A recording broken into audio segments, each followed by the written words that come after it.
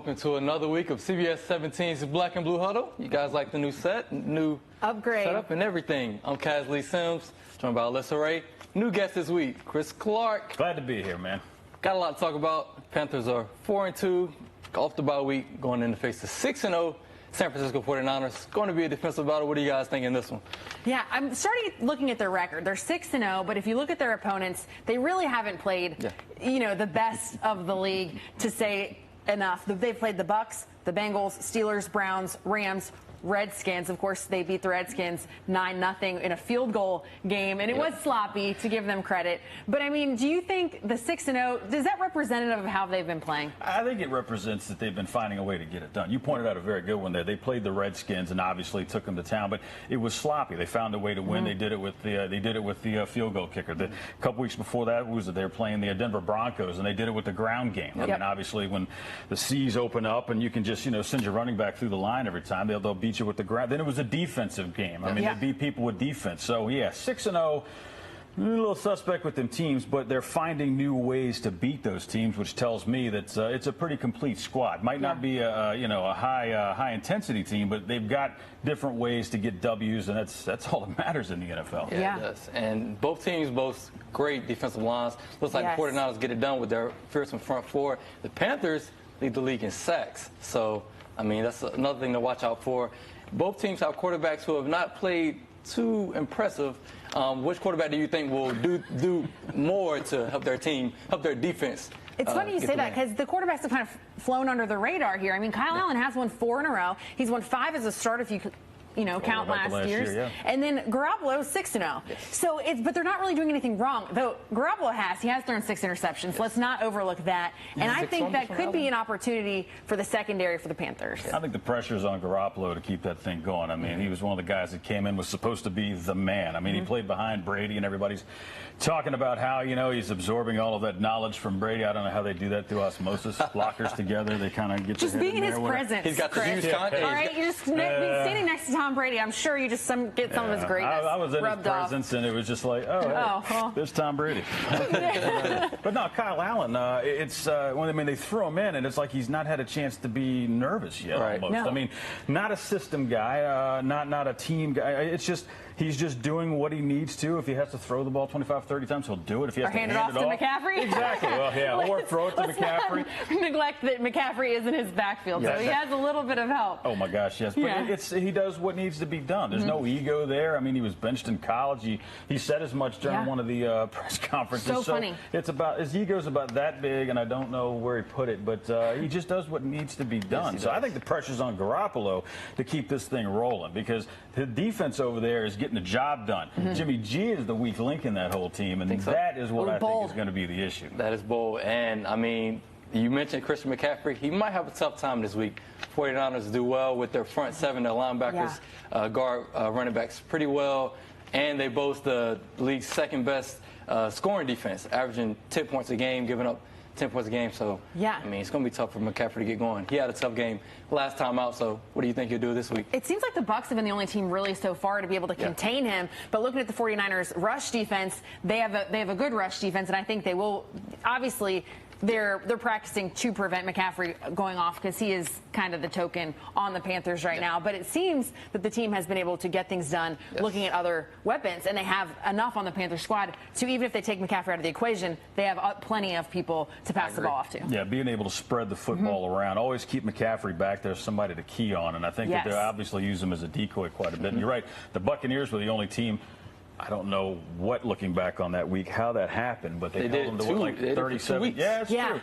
But it seems like since then they found a way to get not just him involved, but every single other person on that offense involved. And I think that using him as a decoy will be helpful. I also think that one of the things they were talking about doing was taking advantage of the aggressiveness of that 49er front line, coming after those guys. And if they can get him to be over-aggressive, screen passes and little dumps over the middle will be exceptionally effective against that squad. I want to take it back to the quarterbacks, and I'm going to bring up the elephant in the room, and there's a lot of fans that are very opinionated. It's really like a fan base divided over this, and you know where I'm going. Everyone and their grandma knows where I'm going with this. Cam Newton was back at practice this week. It didn't look like he was full participation, but he was with the team. He was practicing. Everyone's like Cam Newton or Kyle Allen, and like I said, very divisive subject. Cam Newton, an MVP, led the team to Super Bowl in 2015. I mean, he's Cam Newton. And then you have a guy, Kyle Allen, went undrafted. You know, and like you said, he's so modest. And you sit in a press conference with him, and he even jokes about it. Yeah. You know, they were talking about how good he was in college. He said, I was benched the third game. I'm self-aware, is what he said. And, sure. You know, and have you heard Cam Newton ever take a dig at himself like that? No. And they're two very different people. And the part that I don't like is when people want to pick a team. And it's like, why can't we cheer for both of them? Yeah. If you're a Panthers fan, why can't you support both of them? And you know what? Kyle Allen went in and did what he was supposed to do. No. And he did exactly what a backup's supposed to do. And no one's asking Teddy Bridgewater if he's going to start over Drew Brees here. Yes, Drew Brees has been productive before he hurt his thumb. I know it's not comparable, but at the same time, why is it such a big question? And what do you guys think? If you had, I mean, you don't have to give an answer. I didn't give a straight answer on how I feel about this. I'm still wishy-washy. Personally, I think the difference between Bridgewater's situation and Allen's situation is that Newton hasn't been himself the past couple of years, so it's easier for fans to maybe call for somebody else, you know, to take the helm. And if it's not broke, don't break it. And I think the Panthers should keep rolling with Allen till the train, you know, comes rolling off. I don't know. And Cam has not been healthy. He's making a face over there. He's like, I don't know. We need to acknowledge Cam Newton has not been Cam Newton. No. And he's 30. But the first 8 games of last year, Cam Newton was rolling. Yeah, he was. He had a higher completion percentage. He was picking teams apart. I mean, he was using his legs and his arm to get things done until he took a shot in the shoulder. And then, things went off the rails. Had to get shoulder, hurt his foot. If Cam Newton is healthy and 100% ready to roll, it's Cam Newton under center. There's nobody that presents a bigger problem on offense than Cam Newton under center. I mean, he can beat you with his legs. He can beat you with his arm. No, he's not a pinpoint accurate passer, okay? He's not Brady. Before you guys start emailing in, I get that, okay? I grew up watching Dan Marino, Warren Moon. He's not them either, but I don't recall the last time Brady, Dan Marino, Warren Moon turned a corner, ran over a linebacker, and then just started looking for a safety. And that safety went, oh, my God.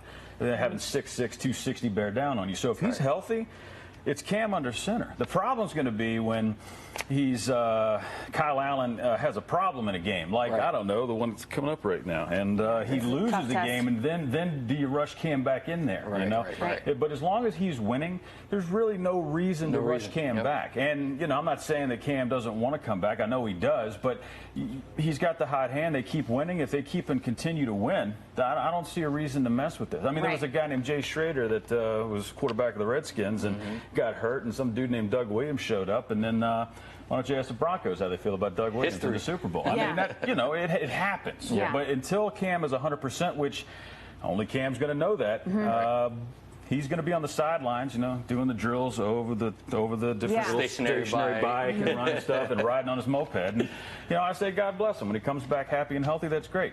The real problem, he is due $20 million against the cap next year. But if you cut him, you're only got a $2 million cap hit. That's going to be the off-season problem. They're going to be looking at, like, if he's a question mark still, do we let him go and take a $2 million cap hit and get help, or do we keep him around on a question mark for $20 million? That's really where the big problem is going to be. And I don't envy Marty Hurney, buddy. Love you, but that's why they pay you the big bucks. So Kyle Allen leads his team to an 11-5 record. Let's say he does that. Cam Newton said to be on a free agent next summer. What do you think they do? I don't think they're going to let Kyle Allen play this one out once Cam's 100%. And I think Kyle Allen has done what he's supposed to do in buying Cam time. Cam has not had this much time to recover. He's been kept throwing in and throwing in. He's played through, you know, the shoulder. He's played through the foot. And now finally he has a chance that his team is winning without him. And he can just sit there. You know, he can smoke his cigar and he can drink his wine and he can use the little YouTube channel. I don't care. As long as he is rehabbing and doing what he's supposed to be doing to get in his, we want to see, and I agree with you, I want to see Cam 100%. I do too.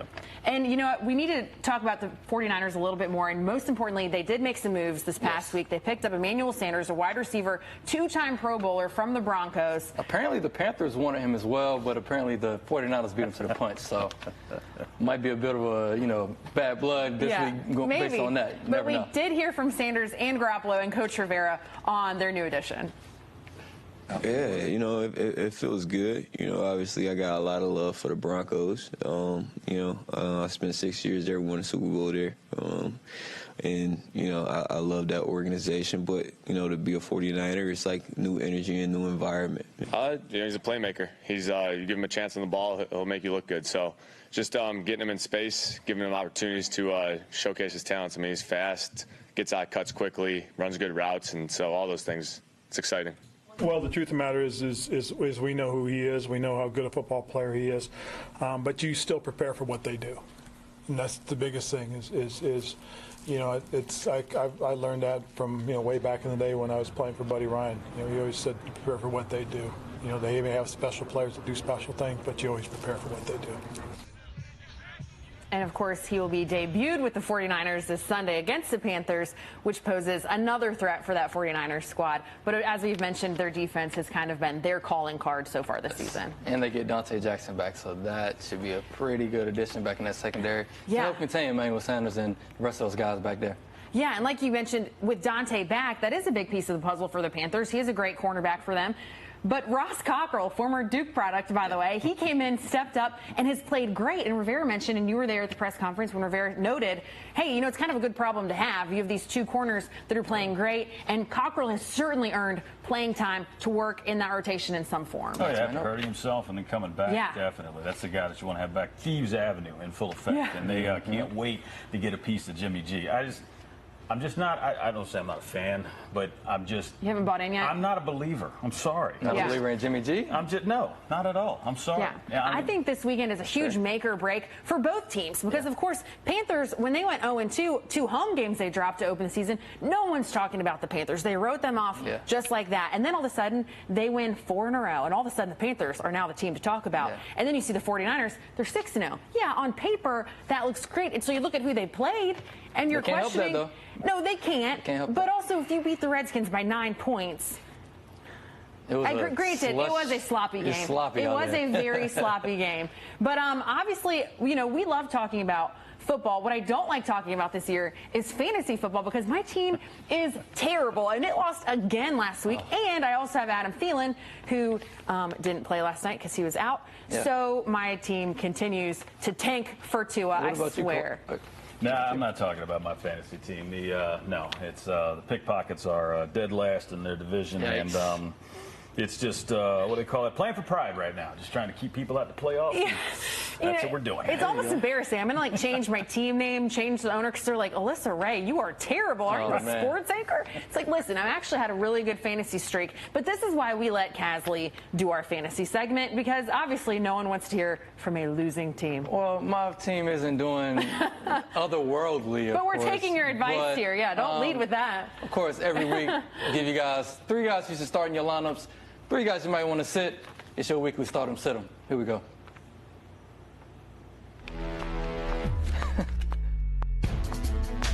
First up, Detroit Lions quarterback Matthew Stafford. If you own Matthew Stafford in weekly fantasy sports, he's likely been your second quarterback for most of the season. But if you've been paying attention, he's worthy of being a season-long starter and a target in daily fantasy sports. This week's matchup against the Giants is no different. Stafford, who has put up at least 28 fantasy points in 3 of his past 6 starts, should be ripe for another productive outing. The Lions have no run game whatsoever, which shouldn't be a surprise considering they haven't ran the ball well in years. The game will be won on Stafford's right arm that is tossing an average of 36 passes per game this season. Look for this game to be a closer one than you think, with the Lions expecting Stafford to make the necessary plays to get them the W. Next up, Pittsburgh Steelers running back James Conner. No matter who the Dolphins play, expect them to allow a big game to a skill position player or 2 every week. This week, they will visit the Steelers for Monday Night Football in what may be the least watched game in primetime football history.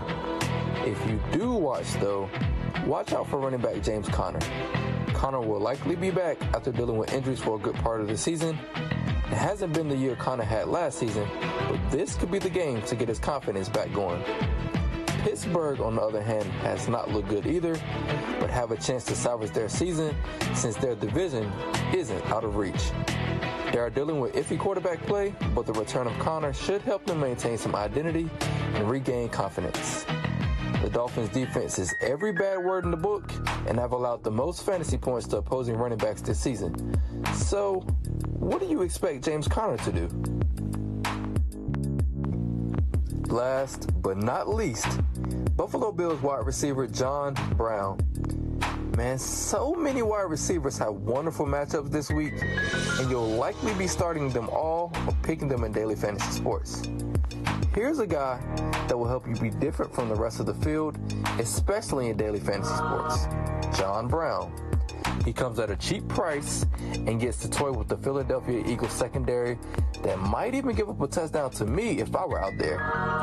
Running back Frank Gore will likely have a hard time navigating this still elite Eagles run defense, forcing quarterback Josh Allen to make plays through the air. Brown, who has ran 75% of his routes on the outside, is probably geeked for the opportunity to face the Eagles defense that has given up 9 touchdowns and the most fantasy points to receivers lined up outside.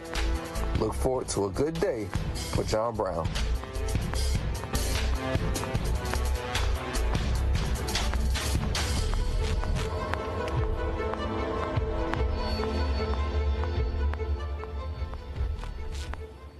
And there was your weekly starter sit-em. Hopefully these guys do well for you if you choose to play them this week in daily fantasy sports or weekly fantasy sports like we all play. But back to the Panthers and 49ers. Who do you think wins this game? San Fran's favored by 5.5 at home, and I'm taking the Panthers all day in this one. I think it'd be like a field goal, maybe a touchdown, 1-2 scores tops. Like I said before, I'm just not a Jimmy G fan. I'm sorry. I think the pressure's going to get to him, and I think he's going to make mistakes. And I think that he's going to be what cost him the game. Defense, solid. A little mini Legion of Boom going on down there. I think they're going to be great. I think the running back trio that they got is going to give the Panthers problems, but I think the weak link in that whole thing is the guy taking snaps under center. That's who they'll exploit. Panthers by, I'll say 9. Okay. Along those lines, I'm taking the Panthers too because of their secondary. And as you mentioned, Jimmy G, I haven't bought into him yet. Either 6 interceptions, I think he's susceptible, and I think the Panthers secondary has been so good, and you have Dante back. They're full strength. They call themselves the Thieves. Thieves Avenue. Thieves Avenue. And they are loving it, and they get so much momentum when they make a defensive play and when they get takeaways, and I feel like they've just been getting better and better. And, of course, talking about pressure on the quarterback, they've also been doing well in sacks. I think it'll come down to the Panthers defense that wins this game. And I will piggyback on both of you guys. I think this game, as I said earlier, comes down to which quarterback do you look at your fantasy team and be like, oh, my God, Jimmy G has got 3 touchdowns? Kyle Allen's got 4? What? You know, it's going to be about which quarterback has that breakout game to beat one of these stout defenses. Yeah. I think the Panthers win this game. 14-10 is what I'm giving it. It will be low scoring, relatively low scoring. Yeah. Defense will matter. We'll see what happens. Next week, we'll discuss the same thing. Week 9, Panthers will be back for Black and Blue Huddle. Cassidy Sims, Melissa Ray, Chris Clark. Peace.